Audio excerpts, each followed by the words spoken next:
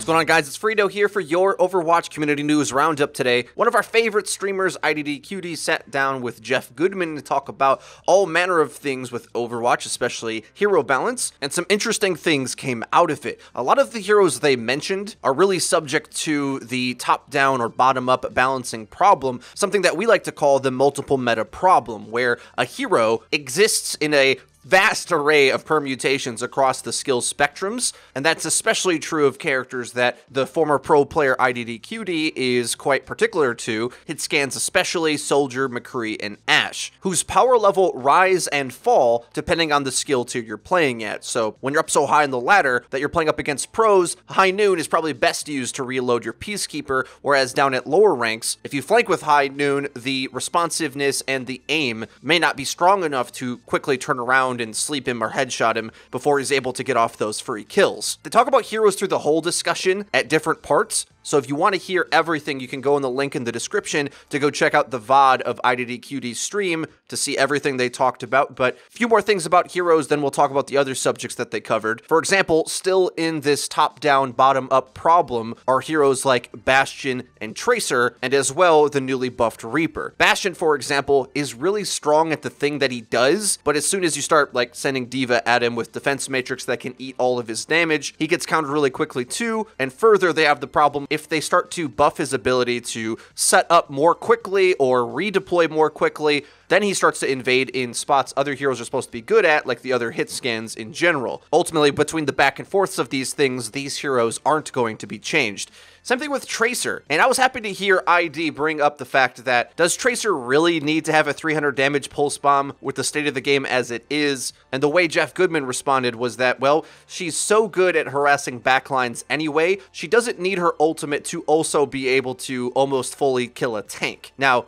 the state of the game's a bit different now, I would argue, with even Lucio's sound barrier being better than it was before, and of course, Rally being in the game, although it does dissipate now, as well as many interactions where if you just armor pack an ally, or even Doomfist, if anyone's crazy enough to still play him, a lot of these characters can get over shields and over 300 health with the right combination of things put together. So I wouldn't say I'm entirely satisfied with where this answer landed, but based on how he's describing it, it seems like this is a definitely top-down nerf on Tracer, which I think is something that's just going to plague the character moving forward, where high-ranked players can get so much value out of her almost with just her mid-fight alone. I don't know if you've been playing ladder recently, but it's like people just forgot how to play up against Tracer. She can do a ton, and the armor nerfs as well as the Brigida nerfs have definitely brought her back, in my opinion, in a big way. Not to mention she now farms D.Va, so it's sort of a sticky situation. She's one of those heroes maybe similar to like Widowmaker, where you have to have the mechanical skill set to actualize what she can do, otherwise you'll feel like she can't do much. Another hero they discussed at length, of course, is the Big Mac Daddy new and improved Reaper, who has a lot of interesting interactions now, with 50% lifesteal, in our eyes, being a very key damage threshold, especially when you start combining with an Ana supporting you. This is something ID brought up to Jeff Goodman, and as most people say, the thing with Reaper is, yes, he can run up on you at lower ranks especially and get free kills on you, but he kind of did that anyway, which I definitely understand. It's just that now with more lifesteal, and especially if you combine with either nano boost, damage boost, or a healing amp nade onto him, he can just feel unkillable with the right teamwork.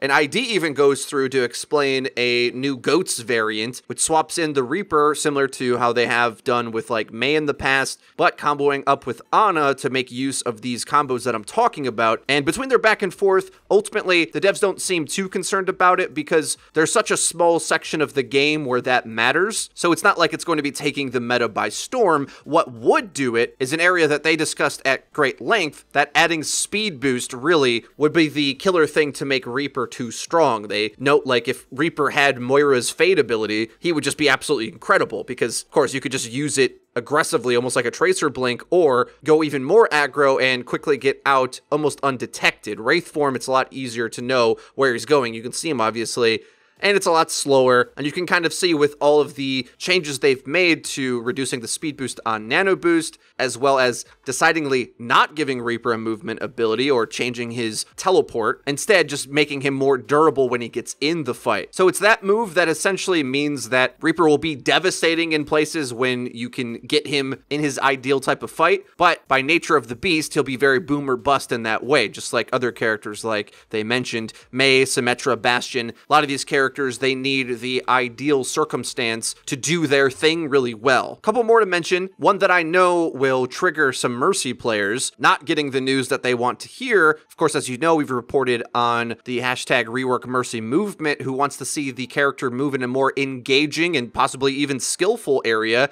because this third iteration of Mercy has the least big play potential out of the other few variations we've had. Jeff Goodman says, well, a character like Ashe coming into the meta really boosts Mercy's viability, but I don't know if that's a major concern. I agree, I think Mercy's quite a strong character right now. I wish it was more popular in the ranks that I play at, because I think she really enables some counter meta strategies, and it's a darn near must pick if you're trying to play DPS up against goats. But that's not really the point. The main consensus among Mercy players is that they want to see her be more engaging to play, and simply being stronger because a character like Ashe is becoming more prevalent isn't really the point. Now, one of the oddest changes that they talked about is how tick damage interacts with armor. Been talking a lot about armor recently, and one of the characters that didn't see any benefit of the armor change was Winston, and that's because his lightning gun ticks at a very rapid rate. As you start to cleave on something, there's lots of little hits, which feels satisfying to play, but makes it incredibly weak against armor. And this goes for Zarya too. When you're beaming something down with these weapons, you don't deal a constant rate of damage, you lock onto them and it ticks every few fractions of a second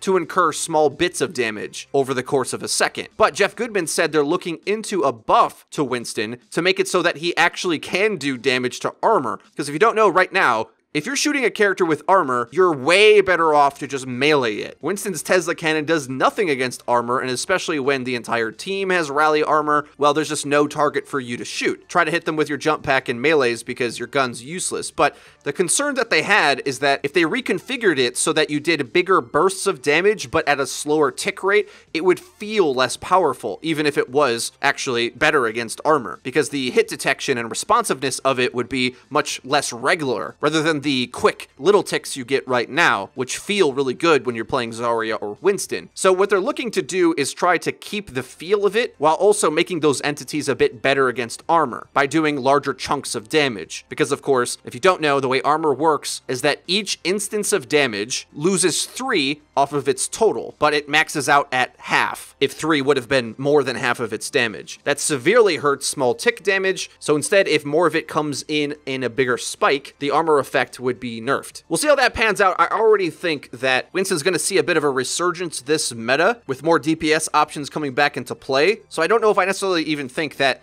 this is a change that's needed, although I will say it is a nightmare to try to play Winston into anything with armor, but as the Winston player, you sort of have to just remember that your main strength is your fast repositioning and having a higher impact ult than the Deathball comp, even if you're doing way less damage to armor than, say, the Reinhammer does. Now, there was a few other topics discussed, not went into tremendously big depth, but any bit of information helps us peer into the mind of Blizzard behind the scenes. The idea of a 2-2-2 role queue was brought up, and Jeff Goodman does bring up a few of the standard fare problems that Blizzard has in instituting this. For example, longer queue times for DPS, the restriction that puts you under, when of course a comp like 3-3 actually might be the best comp you can run, requiring your DPS players to play Zarya and or Brigitte, who wouldn't fit into those roles. But also interesting, he brought up the issue of what do you do with characters like Zenyatta and Roadhog? He said those specifically, but there's even more. Brigitte, as I mentioned, really fits in the DPS slot, but also you might even argue the other way, where really the 3-3 comp works because you can play Zenyatta in the back, giving you a defensive ult, but all the damage you need, where he's just outright a DPS if you're good enough, but also does supporting utility. Right now in ranked, if you're a DPS player, you can fill on Zenyatta and a lot of the times do a similar job that you were going to do if you were going to play a character like Hanzo, for example. But if you lock into this role queue idea, you wouldn't be able to swap roles to sort of help a teammate out, but also you wouldn't be able to be creative with your team comps and lean into these hybrid heroes, breaking the conventional rules. Not to mention, if you get a character like Roadhog in your tank slot, is that really what you want a lot of the time? As he really is all about the damage and doesn't protect the team. And it's funny, all these heroes that we talk about have always been problematic in either multi-tank comps or the GOATs, same thing basically. Roadhog back in the day was the king of 3 and 4 tank metas, where landing hook was all you needed. He was basically a DPS with just a ton of health and survivability. So these are all potential hurdles that you have to deal with, where these play format restrictions stop you from playing heroes in their optimal way. But I think the biggest argument to this is that the problems that you're presenting there aren't as bad as the regular problems that we have anyway, where, let's say you get 5 players on a team who all want to play damage. Surely that's a worse problem than having a restriction where both teams are playing under a format of balanced team comps on both sides. Yeah, you might be at a disadvantage if they go Winston Diva and you have a Roadhog who isn't hitting a ton of hooks, but I think a lot of us would rather live in that world where there's a lot of stability around the matchmaking system, even if you lose things like these hyper-optimized setups. It definitely would be problematic for a character like Brigitte, who just barely fits in as the support slot sometimes. Most of the time, you really should be playing her along with a Lucio and another support, so you actually can speed her effectiveness around. Because if she can't get in the brawl, it's hard for her to keep proccing Inspire. This is almost by design of the character that she sort of has to be a replacement for a DPS. Or if you run some Korean strategy with Lucio or Brigitte. It's been done. I've covered on the channel before. That can be a devastating King of the Hill strat if you get it to work. But most of the time, matchmaking players really want a strong main healer to keep them alive and don't want to play with anything less, because whether it's viable or not, people just like being able to have their mistakes sort of erased by